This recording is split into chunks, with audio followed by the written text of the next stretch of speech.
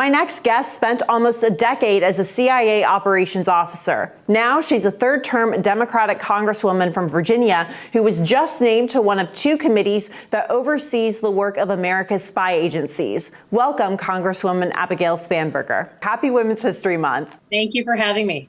Just to start out, you were elected in a huge wave of Democratic women in 2018, really coming into a male-dominated space. But you also came from a male-dominated space when you were serving in national security in the CIA. You know, there's a 19th News article that says that women still only make up 20% or around 20% of the workforce in the national security sector. So I wanted to get your perspective first or your experience versus serving as a woman in the CIA and national security and then serving in Congress as a woman.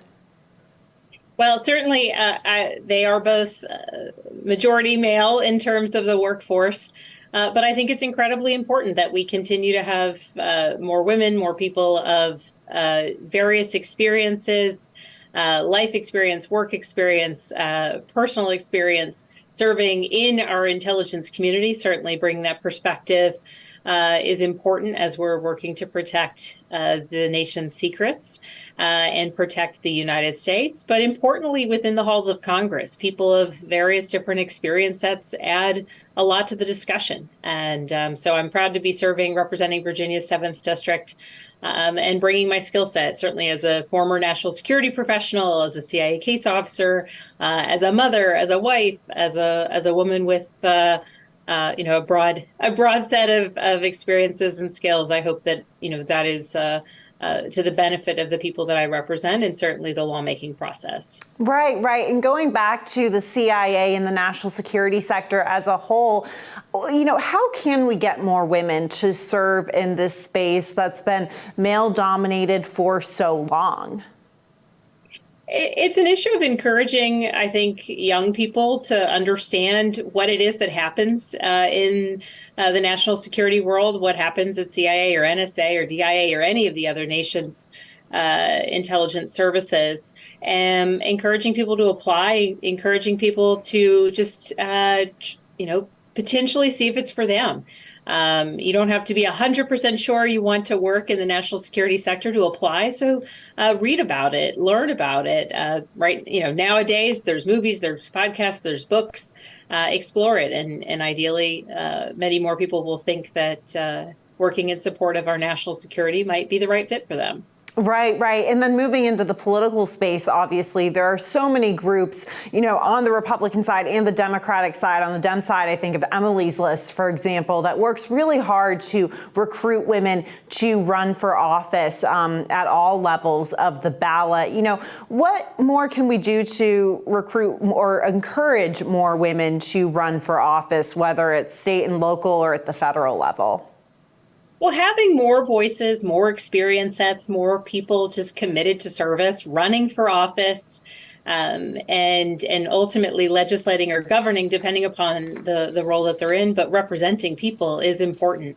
There's another organization called Emerge. They put on regular training programs. So anyone who thinks they might be interested in running for office, they can follow up with Emerge Virginia, take one of their training classes, and just explore it as an idea. What goes into running for office? What would motivate someone to run for office? And helping people really kind of work through why it is that they might want to serve in a particular way at the local level, state level, or federal level is an important first step. And I think that there's so many incredible people across certainly the Commonwealth of Virginia, but the country as a whole, and bringing additional people of various skill sets and experiences, but kind of united in their passion to serve their communities in our country is important. And bringing new voices into politics is extraordinarily important.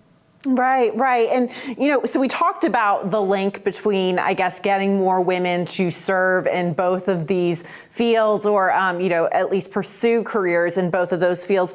And I think you touched on this at the beginning, but I would love to hear about how your work in the intelligence or the national security sector in the CIA is influencing your work, especially on your new committees now on Capitol Hill. Well, certainly, having been a practitioner within the intelligence community, a case officer, so I worked undercover for the entirety of my time. I was recruiting foreign nationals to commit espionage and provide information, provide secrets to help inform U.S. policymakers and help keep our country safe.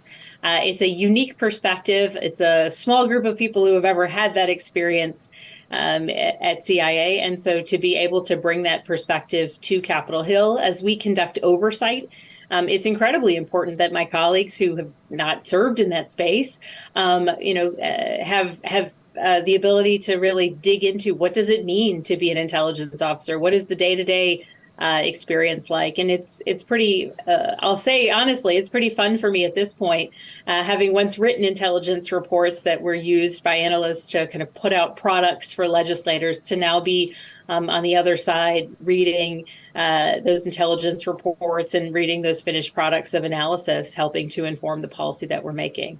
Yeah. And, just to move to more news of the day topics, for example, we know that there's been a lot of headlines involving China, Chinese surveillance, whether it is this Chinese spy balloon, for example, or even, how China could be surveilling U.S. citizens through, apps like TikTok, for example.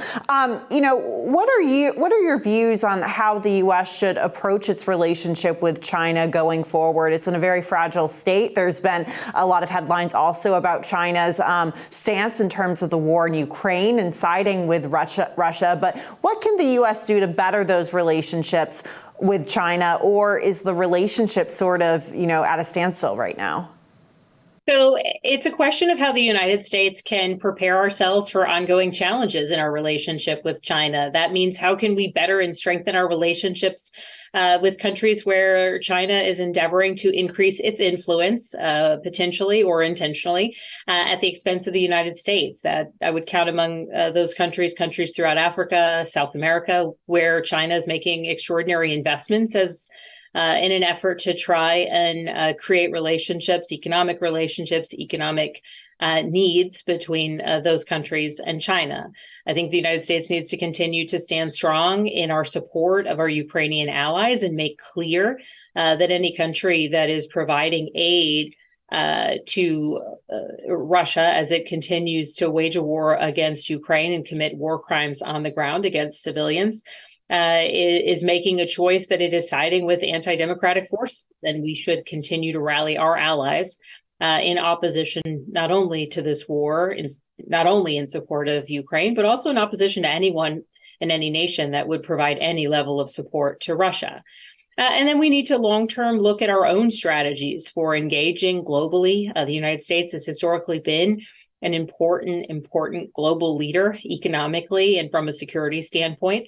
And as there's been ebbs and flows with administrations, and certainly with the last administration, as we walked away from some of our international friendships, partnerships, and position of leadership, that we've ceded a bit of ground to a country like China. So ensuring that we are making clear that the United States continues to be a global leader on national security issues of our own, but also in support of democracy and in support of an economy that is driven by not only our interests, but the interests of our partners. And then importantly, we need to make clear through our own legislative process that any weaknesses or holes and gaps in our laws, that we can strengthen those to protect American consumers, to protect our intellectual property, and to ensure that we can compete. Particularly as it relates to competition with companies that may have real strong ties to the Chinese Communist Party and the Chinese government.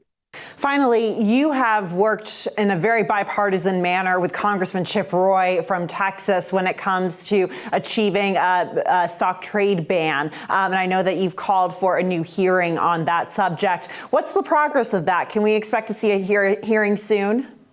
Well, Congressman Chip Roy and I just testified before a member hearing with the House Administration Committee to highlight the importance of this legislation, to request that our colleagues hold a standalone hearing on the topic of banning members of Congress from buying or selling individual stocks.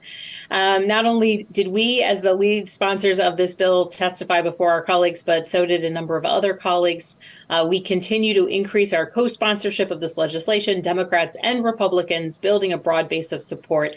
And we continue to move forward, working towards a hearing in the House Administration Committee and ultimately a vote on the House floor. I am optimistic that there is a path forward, and Congressman Roy and I are working aggressively to find it and follow it. And we'll be keeping an eye out for it. Congresswoman Abigail Spanberger, thank you so much for joining us today. Thank you for having me.